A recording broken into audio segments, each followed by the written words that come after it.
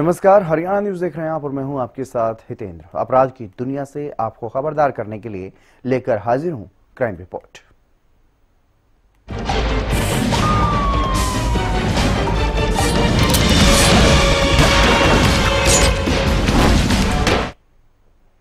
हरियाणा में अलग अलग जगहों पर अब सरपंचों को निशाना बनाए जाने के मामले सामने आ रहे हैं।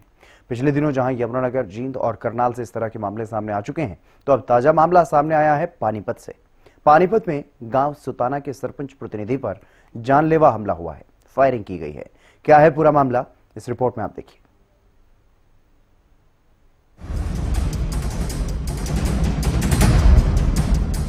एक और सरपंच पर हमला। खेत गया था सरपंच प्रतिनिधि, आरोपियों ने की फायरिंग। पानीपत से एक सनसनीखेज मामला सामने आया है, जहां एक सरपंच प्रतिनिधि पर जानलेवा हमला किया गया है। मामला पानीपत के गांव सुताना का है। जमीनी विवाद के चलते एक सरपंच प्रतिनिधि पर गोलियां चलाई गई, जिससे वो गंभीर घायल हो गया। परिजन आनन फानन में अस्पताल लेकर पहुंचे, जहां उनका इलाज चल रहा है। सूचना पर पहुंची पुलिस मामले की जांच में जुट गई है। पुलिस अधिकारी का कहना है कि आरोपी गांव का ही बताया जा रहा है और एक ही आरोपी के खिलाफ शिकायत दी गई है। जल्दी आरोपी को गिरफ्तार कर लिया जाएगा। और साथ ही पुलिस अधिकारी ने यह भी बताया कि सरपंच प्रतिनिधि फिलहाल खतरे से बाहर है। उसका नाम लिखवाया कि उसने सरपंच को गोली मारी है। तो सरपंच अभी आपने देख ही लिए होंगे, खतरे से बाहर हैं और अभी एफआईआर दर्ज करके और जल्दी ही उनको गिरफ्तार करेंगे जो उन्होंने नाम लिखवाया। तो मारने वाला एक ही था या कोई और भी थे? अभी तो देखो इन्वेस्टिगेशन में आएगा, एक का ही लिखवाया है अभी तक। बाकी आगे इन्वेस्टिगेशन में पता लगेगा, उसको पकड़ा जाएगा, पूछताछ होगी तो फिर पता लग पाएगा कि और भी इन्वॉल्व है या नहीं। तो रंजिशन है या कोई जमीनी विवाद? रंजिश अभी कुछ नहीं लिखवाई इन लोगों ने, लेकिन बाद में पता लग जाएगा, इन्वेस्टिगेशन करेंगे। तो खाली इतना ही लिखवाया कि उसने गाड़ी की टक्कर मारी और गोली मारी। सर, पिछले कुछ महीनों से इस गांव में आपराधिक घटनाएं भी काफी ज्यादा बढ़ती है। देखिए, जो अपराध करेगा उसका कानून का डंडा उसको लगेगा, अंदर जाएगा, भुगतेगा। ये तो खुद समझना चाहिए सबको कि भी अपराध का अंजाम क्या होता है। सबको अपने सुरक्षा के लिए ये ध्यान रखना चाहिए कि भी अगर हम कोई गैर कानूनी कार्य करते हैं तो जेल में भी जाना पड़ेगा। तो अभी सरपंच क्या हालत ठीक है जी? हाँ, खतरे से बाहर है, बिल्कुल ठीक। कितनी गोलियां लगी हैं? अभी देखिए एमएलआर अभी डॉक्टर ने दिया नहीं है, वैसे 2 लगे पेट में दिखाई दे रही है। बाकी तो एमएलआर आने के बाद। सर, एक 4 गोलियां बता रहे परिवार वाले क्या? देखिए, वो कुछ नहीं कह सकते हम, क्योंकि वो डॉक्टर की ओपिनियन पर डिपेंड करता है। 2-3 जगह निशान है, गोडे पर भी निशान है, तो वो डॉक्टर बताएंगे कि गोलियां उनमें कितनी है। पहले कार से टक्कर, फिर मारी गोली। जानकारी के अनुसार सरपंच प्रतिनिधि सोनू गुरुवार सुबह अपने खेत में पानी देखने के लिए गए थे। वापस लौटते समय गांव के ही एक युवक अश्विनी उर्फ कल्लू ने पहले गाड़ी से टक्कर मारी। टक्कर लगने के कारण सरपंच प्रतिनिधि सोनू गिर गए, तो आरोपी कल्लू गाड़ी से बाहर निकला और उसने सरपंच प्रतिनिधि सोनू पर गोलियां चला दी। जानकारी के मुताबिक हमले में सोनू को 3 से 4 गोलियां मारी गई हैं, जिससे वो गंभीर रूप से घायल हो गए। हालांकि पास के खेत में काम कर रहे युवक ने परिजनों को सूचना दी, जिसके बाद घायल सरपंच प्रतिनिधि को पानीपत के एक प्राइवेट अस्पताल में भर्ती करवाया गया। परिजनों ने बताया कि आरोपी गांव का ही है और वारदात को अंजाम देने के बाद से आरोपी फरार है। किसने मारी गोली पता लगा? गाँव का ही है, कल्लू है अस्पताल का। अच्छा, तो आप तो रिश्तेदार हैं इनके? ना कोई रंजिश नहीं, नहीं, रिश्तेदार है कोई? रिश्तेदारी गाँव का ही है। रिश्तेदारी कैसे होती है? गाँव का ही है। अच्छा, तो जमीन को लेकर झगड़ा? ना कोई झगड़ा नहीं, अच्छा, कोई झगड़ा नहीं। कहाँ पे मारी गोली? खेत में कहा था अपने। नहीं, गोली कहाँ का लगी है? एक तो पेट में, 2 पेट में लग रही है गोली। ठीक है आप? हाँ ठीक है, शिकायत की गोली में चलो। पुलिस पहुँच गई तुम? हाँ, कहाँ पहुँच भाग गया, पकड़ा गया? भाग गया। पहले भी रिपोर्ट है उसके ऊपर? हाँ, अपनी मिलने को कहीं केसों वापस सरपंच प्रतिनिधि के ताऊ का कहना है कि सरपंची को लेकर ही रंजिशन इस वारदात को अंजाम दिया गया है। आरोपी पहले ही आपराधिक प्रवृत्ति का है, उस पर कई मामले दर्ज हैं और अपनी मनमर्जी के हिसाब से गलत काम करवाना चाहता है, इसीलिए उसने इस वारदात को अंजाम दिया। अजी सरपंच था कि सरपंच की रंजस में होया यो कांड। ये दूसरी पार्टी वाले उसके खिलाफ थे, इस करके वो खेत में घूमने जा रहा था। उसको गोली मार दी। किस गांव की घटना है? सुताने गांव में। मौके का सरपंच हाँ, मौके का सरपंच जिन्होंने गोली मारी है उनका क्या है, गांव के ही है? गांव का ही है। बस ये सरपंच के यू नहीं काम होया, वो नहीं होया, ये रंजस थी। जिनको गोली लगी क्या नाम है? सोनू। हाँ, 4 गोली मारी। हाँ। फिलहाल क्या डॉक्टर्स वगैरह क्या बता रहे है? क्या बता रहे हैं डॉक्टर? इलाज चल रहा है? डॉक्टर तो अभी कुछ नहीं बता रहे, अभी तो उनका सीरियस ही है। पुलिस मौके पे यहाँ तो एक पुलिस वाला आ रहा है, यहाँ तो आई नहीं। गांव में जारी होगा, हम तो यहाँ आ रहे। पुलिस का तो है, या प्रशासन से तो मिलकर हो ही रहा है। आपका क्या नाम है? मेरा नाम वेद सिंह है। आप क्या लगते हैं? मैं उसका ताऊ हूँ, सरपंच का। तो वहीं सरपंच प्रतिनिधि के ताऊ ने प्रशासन के खिलाफ भी नाराजगी जाहिर की है। इन कोई वो अपनी कोई रंजस नहीं थी, सरपंची के ही रंजस थी। सरपंची के बारे में, उसके बारे में उल्टे सीधे काम करवाने या करने, इसलिए हो जाए। ये गोली मारी कल्लू नाम का लड़का है, बदमाश है, कहीं केस है उस पर, उसने करिया ये। सुबह की घटना है? सुबह 7 बजे की। हाँ है, खेत में, अपने खेत में देखने बाहर जा रहा था, गाड़ी ले गए, इनके टक्कर मारी, वो नीचे करा दिया, फिर गोली मारी। पुलिस को इन्फॉर्मेशन दी मौके पर देखा? इब हम पुलिस को दे थे, हम इन्हें ठहर के ले आए थे। इन्हें बताओ, वो तो पुलिस तो इब तला आएगी, पुलिस का काम है, वो पुलिस करेगी। हम तो यहाँ अस्पताल में इन्हें बचाने के लिए आ रहे। क्या प्रशासन की तरफ से कुछ आश्वासन दिया गया? कुछ नहीं दिया गया, ना प्रशासन है। प्रशासन की कमी तो हो ही रहा है। प्रशासन ने तो काम में गुंडागर्दी करवा रखी है। बहरहाल इस मामले में पुलिस अपनी जांच पड़ताल में जुट चुकी है। आरोपी को जल्द ही पकड़ने का दावा किया जा रहा है। देखना होगा आरोपी कब तक पकड़ा जाता है और इस मामले में जांच में क्या कुछ खुलासा होता है, क्योंकि परिजन जहां इसे सरपंची की रंजिश बता रहे हैं, तो वहीं जमीनी विवाद का मामला भी बताया जा रहा है। लेकिन सरपंच और सरपंच प्रतिनिधि पर हमले का ये कोई पहला मामला नहीं है। इससे पहले भी इस तरह के मामले प्रदेश के अलग अलग हिस्सों से सामने आ चुके हैं। पानीपत में सरपंच प्रतिनिधि पर हमला हुआ, तो वहीं इससे पहले यमुनानगर में महिला सरपंच पर हमले का मामला सामने आ चुका है। करनाल में भी एक सरपंच पर हमला हो चुका है और जींद में तो सरपंच की ही पिस्तौल छीनकर उनकी हत्या की जा चुकी है। पानीपत से जितेंद्र शर्मा की रिपोर्ट, हरियाणा न्यूज। और भिवानी से एक ऐसा आत्महत्या का मामला सामने आया है जिसे सुनकर आप भी सोचने पर मजबूर हो जाएंगे। दरअसल रिश्तों में बेवफाई और मनमानी के कारण 2 परिवार उजड़ गए। एक व्यक्ति अपनी पत्नी और जीजा के नाजायज संबंध से इस हद तक परेशान हो गया कि उसने उठा लिया खौफनाक कदम और कर ली आत्महत्या। रिपोर्ट आप देखिए।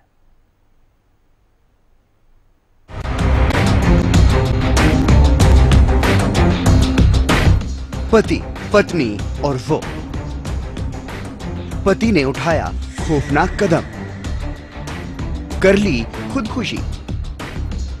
भिवानी से एक ऐसा खौफनाक मामला सामने आया है जहां पति पत्नी और वो के फेर में फंसकर एक युवक ने आत्महत्या जैसा खौफनाक कदम उठा लिया और आत्मग्लानि से जूझ रहे व्यक्ति ने अपनी जान दे दी। पत्नी के अंधे प्यार ने पति को यह कदम उठाने के लिए मजबूर किया और अपनी ही पत्नी की बेवफाई के चलते आदमी ने फांसी का फंदा लगाकर खुदकुशी कर ली। जानकारी के मुताबिक मृतक सोनू 2 बच्चों का पिता है और उसकी पत्नी उसी के जीजा से प्यार में पागल थी। परिजनों का कहना है कि सोनू की पत्नी का सोनू के जीजा के साथ करीब 5 साल से अवैध संबंध चल रहा था। इसका विरोध करते तो मंजू पुलिस बुलाने की धमकी देते। मंजू के परिजनों को कहते तो उन्होंने कोई समाधान नहीं निकाला। यहाँ तक कि सोनू अपने जीजा को कहता तो वो उसकी बहन को छोड़ने की धमकी देता। ऐसे में कहीं कोई रास्ता नहीं दिखाई दिया और जब चारों तरफ से घिरा हुआ अपने आप को सोनू ने पाया और आत्मग्लानि से वो जूझने लगा तो उसने खुद को ही अपने ही घर में फांसी के फंदे से लटका करके जान दे दी। अब परिजनों की मांग है कि सोनू की पत्नी और उसके जीजा के खिलाफ सख्त कार्रवाई होनी चाहिए। ये पिपली वाली जोड़ी का मामला है। हट पर हनुमान गेट पिपली वाली जोड़ी। क्या मामला? ये जी सोनू का जीजा का और सोनू की घरवाली का गैर संबंध थी जी। ये मामला था। इन्हें 5 साल हो गए जी ये चलता ना। और इनके ससुराली आता है जी कहन की बहुत कई उन्होंने समझाया नहीं जी और इसलिए ये हत्या कर दी। किसने हत्या की? सोनू ने हत्या कर दी। तंग आके आत्महत्या करी। इनसे तंग आके दोनों से तंग पाके इसने अपना हत्या कर दी। इसके बारे में कभी भी लड़की अपने परिवार वाला खूब समझा जी, परिवार वाला तो समझाते हैं तो जी मार थप्पड़ चोटी मार देता है, अभी ये समझाते नहीं तो जी पुलिस में रिपोर्ट कर दिया करते सोनू की। तो फिलहाल आप क्या मांग कर रहे हैं? हम यह मांग कर रहे हैं इनकी बढ़िया बेरो लगा। पूरा मामला भिवानी शहर के हनुमान गेट स्थित पिपली वाली जोहड़ी का, जहां 35 वर्षीय सोनू नामक युवक अपने घर में फांसी का फंदा लगा करके उसने खुदकुशी कर ली। सोनू की शादी साल 2011 में हुई थी और वो 2 बच्चों का पिता था। परिजनों का आरोप है कि सोनू अपनी पत्नी मंजू और उसी के जीजा से अवैध संबंध होने से परेशान था। इसी परेशानी के चलते उसने आत्महत्या कर ली। मृतक के भाइयों ने आरोपियों के खिलाफ सख्त सजा की मांग की। विजय नाम से। क्या मामला था? पूरा कहाँ का मामला है? क्या बात? सर ये तो पिपली वाली बोलो दो फाटक पार, तो ये सोनू मेरे भैया लगते थे। तो इसकी वाइफ थी जो मेरे वो थे जिया जिसके साथ अवैध वो थे संबंध। काफी बार उनको समझाया था तो उन्होंने कुछ वो नहीं किया, तो तंग आकर मेरे भाई ने सोनू ने खुद खुशी कर लिया। तो हम चाहते हैं कि हमें इंसाफ मिले। ठीक है। हाँ, तो पुलिस किस प्रकार की आप मांग कर रहे हैं? पुलिस वाले क्या सब वो कहते हैं हम कार्रवाई कर रहे हैं। मैं ऐसा बोला। कल मेरे भैया तो थाने में वहाँ पर गए थे, वहाँ पर इनकी कोई सुनवाई नहीं हुई। वहाँ पर जो इंचार्ज तो अभी नहीं आएंगे तो शाम हो चुकी थी, 1-1.5 घंटा लग गया था वहाँ पर इसकी कोई सुनवाई नहीं हुई। तो आपका भाई था, उसने किस टाइम पर जो है आत्महत्या की? कब का मामला? तो ये आज सुबह 12:30 बजे का मामला। ये उन्होंने खुदकुशी की 12:30 बजे। उसके बाद 112 गई थी वहाँ पर, उसके बाद एक पुलिस कार्रवाई की, उसके बाद यहाँ की। तो आपके भाई ने क्या शादीशुदा? कितने बच्चे? 2 बच्चे। फिलहाल क्या मांग कर रहे हैं आप? सर हम चाहते हैं कि उन्हें सख्त से सख्त सजा मिले। तो हम चाहते हैं कि उस जो हमारी जो सोनू की वाइफ है उसे सख्त से सजा मिले ताकि हमारे भाई को इंसाफ मिले। तो वहीं मृतक के एक और भाई ने बताया कि मृतक की पत्नी और जीजा को समझाने के तमाम प्रयास किए गए, लेकिन दोनों नहीं माने। इसीलिए परेशान होकर सोनू ने अपनी जान दे दी। भिवानी से भिवानी ताजरी टाउन रोड में हमारा घर है। मेरा भाई रहता पीपली जोड़ी में, उसके नाम समझते दूसरे साथ में। क्या नाम था? उसका नाम मंजू नाम था और उस लड़का का नाम सिट्टू नाम था। सिट्टू नाम समझते उसके। ठीक, उसके लिए मेरा भाई मरा गया। आपके भाई का क्या नाम था? सोनू नाम था जी। उसने फांसी खाई उसके लिए ना समझे। उसने 5 साल से इसने कॉन्टेक्ट किया, मैसेज किया उससे, भाई ऐसा भाई से भी किया, उसे सब किया, भाई इसे समझाओ ऐसे कर रही है ना समाज के लिए। कोई मनाने का मतलब दिमाग से काट दे बात में, भाई कुछ करे कुछ ना करे। आज जो अपनी भाड़ का सबसे रेट थे वहाँ हम मेडिकल गए, कल रोहतक से मेडिकल गए, वहाँ से हम बराबर गए इसमें सिटी में ना सिटी में गए। वहाँ सिटी में गए, वहाँ हमारी कोई सुनाई नहीं हुई। वहाँ एक इंचार्ज था वहाँ, वो हमारा स्वाद ले रहा था बैठ के वहाँ, भाई फला आएगा वो करेगा हमारा सुविधा। वो आया नहीं, हमें बैठे इंतजार किया, नहीं कोई सुविधा नहीं। बताया जा रहा है कि पति के फंदा लगाने की सूचना मिलते ही आरोपी पत्नी मंजू ने भी जहरीला पदार्थ खा लिया और अपनी जान देने की कोशिश की, जिसके चलते उसे गंभीर हालत में रोहतक पीजीआई रेफर किया गया। तो वहीं पुलिस मामले की जांच पड़ताल में जुटी। फिलहाल पुलिस ने मृतक के जीजा और उसकी पत्नी के खिलाफ केस दर्ज कर लिया है। मामले की जांच कर रहे सदर थाना एसएचओ विकास फोगाट ने बताया कि सोनू के सुसाइड मामले में परिजनों की शिकायत पर उसके जीजा और पत्नी के खिलाफ केस दर्ज कर लिया गया। उन्होंने कहा कि मामले की जांच होगी और जो भी दोषी होगा उसके खिलाफ कानूनी कार्रवाई की जाएगी। क्या मामला था? पूरा कहाँ का मामला है? क्या बात? सर ये तो पिपली वाली बोलो दो फाटक पार, तो ये सोनू मेरे भैया लगते थे। तो इसकी वाइफ थी जो मेरे वो थे जिया जिसके साथ अवैध वो थे संबंध। काफी बार उनको समझाया था तो उन्होंने कुछ वो नहीं किया, तो तंग आकर मेरे भाई ने सोनू ने खुद खुशी कर ली। तो हम चाहते हैं कि हमें इंसाफ मिले, ठीक है। हाँ, तो पुलिस किस प्रकार की आप मांग कर रहे हैं पुलिस वाले ने? फिलहाल इस मामले में जहां एक व्यक्ति की मौत हो चुकी है तो वहीं आरोपी पत्नी ने जहर निगल लिया है, जिसके चलते वो भी अस्पताल में भर्ती है और आरोपी पत्नी और जीजा के खिलाफ पुलिस केस दर्ज हो चुका है। यानी दो छोटे छोटे बच्चे और दोनों ही परिवार लगभग पूरी तरह से बिखर चुके हैं। पति पत्नी के रिश्ते में बेवफाई ने दो घरों को बर्बाद कर दिया है। अब देखना होगा मामले में आगामी क्या कुछ कार्रवाई पुलिस की तरफ से की जाएगी। भिवानी से विशेष संवाददाता रवि जांगड़ा की रिपोर्ट, हरियाणा न्यूज।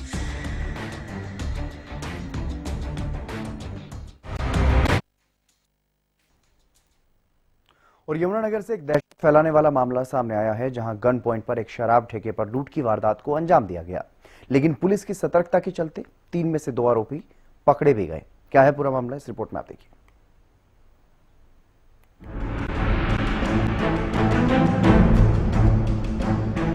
शराब ठेके पर लूट, गन पॉइंट पर वारदात, लूटे करीब 1 लाख रुपए। यमुनानगर में फायरिंग और लूटपाट की वारदातें थमने का नाम नहीं ले रही हैं। ताजा मामला शहर के तेजली स्टेडियम क्षेत्र का है, जहां अपराधियों ने एक ठेके को निशाना बनाया और दहशत फैला दी। जानकारी के मुताबिक रात के समय 3 युवक हथियारों से लैस होकर एक शराब ठेके के अंदर घुसे। उनमें से एक ने पिस्तौल दिखाकर ठेके के गल्ले में रखी नकदी लूट ली और मौके से फरार हो गए। घटना के तुरंत बाद ठेके के कारिंदे ने डायल 112 पर कॉल कर पुलिस को सूचना दी। इसके बाद पुलिस विभाग की कई टीमें घटनास्थल पर पहुंची और इलाके में सघन सर्च अभियान चलाया गया। घटना का सीसीटीवी फुटेज भी सामने आया है, जिसमें 2 नकाबपोश बदमाश साफ दिखाई दे रहे हैं। सीसीटीवी फुटेज के आधार पर ही पुलिस ने बदमाशों को पकड़ने के लिए दबिश दी और 2 आरोपियों को धर दबोचा। लगभग 10:30 के आसपास की घटना है। 3 लड़के आए बाइक पे सवार होके, उन्होंने जो वहाँ का करिंदा है तो उससे पैसे छीने, एक फायर भी किया उसके ऊपर। उसके बाद वो पिस्टल दिखा के उनको डरा के और ठेके के अंदर भी घुस गए। तो वहाँ से भी उन्होंने जो कैश पड़ा था वहाँ पे गले में और वो सारा कलेक्ट किया और वहाँ से फिर वो भाग गए। तो कुल मिला के इसमें 90,000 रुपये, 90 या 96,000 रुपये के करीब उन्होंने वहाँ से पिस्टल दिखा के फायर करके स्नैच की। तो इसमें हमने कुछ दिनों से हम चर्चा कर रहे थे कि कैसे अपराध पे अंकुश लगाया जाए और इस तरह की घटना होती है तो कैसे उसमें इमीडिएटली पुलिस का रिएक्शन हो। तो एक व्हाट्सएप ग्रुप कॉल का हमने एक प्रोविज़न बनाया है, जिसमें हमने को कॉल की, जिससे जितने भी हमारे SHO, चौकी इंचार्ज हैं, क्राइम यूनिट, सब उनको इमीडिएटली अलर्ट आ गया। जैसे मैं घर पे था तो मेरे पास कॉल आया तो हम सारे एकदम से रोड्स पे निकल लिए। और जो पहले से नाके तैनात है, जैसे आपको पता ही है कि जो पिछले दिनों अपराधी घटनाएं घटी है तो उसको ध्यान में रखते हुए हमने नाके ऑलरेडी लगा रखे। तो नाके पे पुलिस का कर्मचारी भी होता है और IRB, HAP, लोकल पुलिस का और HAP, IRB की जवान जो हमें फोर्स बाहर से मिली है उनके जवान तैनात है। तो जो नाके पे इंचार्ज था उसको भी कॉल SHO ने किया कि आप अलर्ट रहें, और जो वायरलेस का एक सिस्टम है पुलिस का, वो अलर्टनेस पूरे जिले में थी। पुलिस अधिकारी ने बताया कि कैसे आरोपी भागने की फिराक में थे, लेकिन अपराध पर लगाम लगाने के लिए पुलिस पहले से ही अलर्ट थी। और जैसे ही इस लूट के बारे में पुलिस को जानकारी मिली, उसके तुरंत बाद पूरे जिले की पुलिस अलर्ट थी और इन 2 आरोपियों को एक नाके पर धर दबोचा गया। पुलिस ने दोनों अपराधियों की जानकारी भी साझा की है और बताया कि एक आरोपी के खिलाफ 13 मामले पहले से ही दर्ज हैं, तो दूसरा आरोपी मुजफ्फरनगर का है, जिसके खिलाफ 5 मामले दर्ज हैं। वहीं एक तीसरा आरोपी मौके से फरार होने में सफल रहा। तो उन्होंने इस बाइक को आते देखा तो उन्होंने इसको रोका, शक हुआ उनको। तो उनमें से एक जो बीच में बैठा था उसने हाथापाई भी की पुलिस के मुलाजिमों के साथ, और एक मुलाजिम की उंगली पे उसने काफ़ी ज़ोर से काट भी ली। और फिर उसने फायर को अपना वेपन निकाल के फायर करने की भी कोशिश की। तो उनको फिर पुलिस के जवानों ने ओवर पावर किया। तो वहाँ से वो कूद के फिर साइड में सड़क के किनारे जो थोड़े गहरे गड्ढे, वहाँ कूद के उधर उस तरफ भाग। तो हमारी CIA की टीम भी सारी सर्च ऑपरेशन पे पहले से ही निकली हुई थी। जब ये सूचना आई कि वहाँ पे इनको इंटरसेप्ट कर लिया गया तो उस इलाके को सर्च किया गया तो ये दोनों दो अभियुक्त हमारी पकड़ में आए हैं। तो इनको क्योंकि इंजरीज थी कूदने की वजह से, तो इनको हमने रात को हॉस्पिटल में एडमिट करा दिया था। तो ये दो जो हैं अपराधी, तो इनका नाम जो सामने आया, एक तो है पंकज कुमार, ये जगाधरी का ही रहने वाला। तो इसके खिलाफ पहले जो इसका आपराधिक रिकॉर्ड हमने चेक किया तो इसके खिलाफ 13 आपराधिक मामले पहले से दर्ज हैं, जो चोरी के हैं, स्नैचिंग के, और एक डकैती का भी केस। तो दूसरा लड़का है गौरव, वो मूलतः मुजफ्फरनगर का है, बट अभी फिलहाल ये काफ़ी साल से जगाधरी में ही है। और इसके खिलाफ भी 5 मुकदमे हमें मिले हैं, डकैती के, चोरी के, स्नैचिंग के और आर्म्स एक्ट के। जो तीसरा साथी जो पुलिस की पकड़ में नहीं आ पाया, उसका नाम चलो अभी इन्वेस्टिगेशन को ध्यान में रखते हुए अभी डिस्क्लोज करना थोड़ा ठीक नहीं है, बट 2 अभियुक्त जो है उनकी डिटेल मैंने आपको बता दी। 3 आरोपियों ने दिया वारदात को अंजाम। ठेके पर बैठे एक कारिंदे ने बताया कि मैनेजर शाम को कैश लेकर ठेके से बाहर निकल ही रहा था कि 3 बदमाशों ने आकर उसे दबोच लिया और उससे कैश छीन लिया, जिसके बाद 2 बदमाश ठेके के अंदर गए और पिस्टल दिखाकर गले में रखा कैश भी ले गए। रात हमारे सर्दी जोशी बाबू जी थे, कैश लेके निकल ही रहे थे। वहाँ हमारी गाड़ी थी बाबू जी की, चाबी मांगी उन्होंने मेरे से, तो मैंने चाबी दे दी। जैसे ही वहाँ पहुंचे, गाड़ी के पास पहुंचे इन थे 3 आदमी थे बाहर, एक पिस्टल लेके उनके कान पट्टी पर करके पैसे मांगने लगे जी। बाबू जी ने दे नहीं रहे थे, बहुत जोर लगाया उन्होंने, पर वो जबरदस्ती ले ली उनसे। फिर वहाँ से हम देखा भाई बाबू के साथ ऐसा झगड़ा हो रहा, हम वहाँ भाग गए, तो उनको वहाँ चलो बचाएंगे। तो वहाँ से उन्होंने हमारे पास इधर फायर करा दी, हम अंदर आगे घुस गए, मैं पीछे चला गया, ऊपर चला गया जी। बस फिर उसके बाद जोशी बाबू को जबरदस्ती यहाँ ले आए, यहाँ से भी पैसे उठाए। तो कितने लोग थे तुम? हम 3 थे जी उस टाइम। जो बदमाश आए थे कितने? बदमाश 3 थे। तो चोट लगी? चोट कोई नहीं लगी जी, फायर करा जी उन्होंने। तो कोई हमारी तरफ भी करता, ऊपर करा, पर फिर भी। ये जगह कौन सी पड़ती है? ये तेजली है जी। हवाई फायर और गन पॉइंट पर लूट। ठेके पर काम करने वाले कारिंदों ने बताया कि आरोपियों ने हवाई फायर भी किए और गन पॉइंट पर इस पूरी वारदात को अंजाम दिया। महेंद्र सिंह। महेंद्र जी, क्या हुआ रात आपके साथ? रात जी 49 साहब आए थे हमारे यहाँ, वहाँ यहाँ से कैश लेके उधर तक गए तो उनको पिस्टल लेके पकड़ लिया ऐसे। अच्छा। फिर उनसे कैश कोश लेके फिर अंदर को आए तो हम बाहर को जाने लगे, उन्होंने गोलियां चला दी, फिर हम ऊपर छुप गए और फिर वो उनको अंदर ला गए, उनने गले में ऐसे कान में पिस्टल रख के वो यहाँ का कैश को सारा उठा के ले गए और उनको अंदर 49 साहब को अंदर बंद करके चले गए। कितने लोग थे? 3 लोग थे जी। अच्छा। हाँ जी, हाँ जी। तो एक आदमी ने कनपट्टी पर रखी, एक आदमी पर 2 वैसे पकड़ के आए। अच्छा। हाँ जी, हाँ जी। कितने लोग थे यहाँ पर ठेके में? ठेके में 3 लोग थे जी, एक 49 साहब 2 हम थे और जो पब्लिक बाहर की थी वो चले गई। अच्छा। हाँ जी। फायरिंग करी थी, एक 2 फायरिंग करी उन्होंने। हाँ जी, हाँ जी। किसी को लगी तो नहीं? कुछ ना, चोट नहीं लगी। पुलिस को सूचना दी गई, पुलिस ने कोई कहा है? पुलिस को सूचना दी गई, लिख के ले गए जी, वो छानबीन करी करे सुनाई मारी, 2 पकड़े हुए।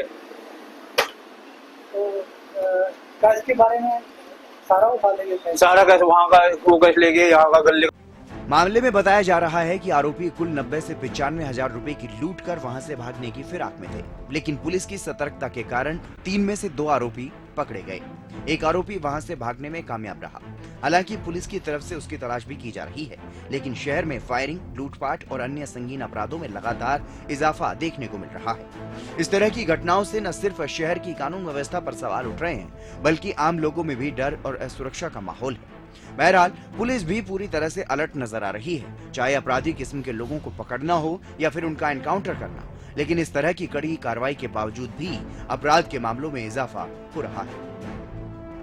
यमुनानगर से हरीश कोहली की रिपोर्ट, हरियाणा न्यूज। चलिए, क्राइम रिपोर्ट में आज के लिए बस इतना ही। आप देखते रहिए हरियाणा न्यूज।